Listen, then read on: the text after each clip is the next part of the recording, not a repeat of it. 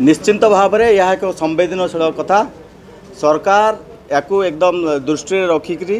सबू जिनस जिला प्रशासन को जिला प्रशासन ठू आरंभ करी समस्त ब्लॉक स्तर में तथा सामुद्रिक कूल मानकरे थिबा थाना गुड़ाक स्पेशली सबू मेराइन थाना मानक इंस्ट्रक्शन दि जाइए एभली जदि कौन कार्य हुए बा किसी जदि जना पड़े सरकार को नजर किसी आसे ताकू तुरंत पदक्षेप नापी ये सरकार प्रस्तुत अच्छे मु आउ थे आपण मानक कहीदेवा चाहूँगी जो मैंने अच्छा वर्तमान सुधा से माने होचंती शरणार्थी से माने दीर्घ बहुत दशंधि धरिक सेठारे अच्छा सरकार सबु प्रकार प्रावधान अच्छी से सहयोग सरकार यही जिनस को देखी सबू कथा से सुविधा सुजोग जोगे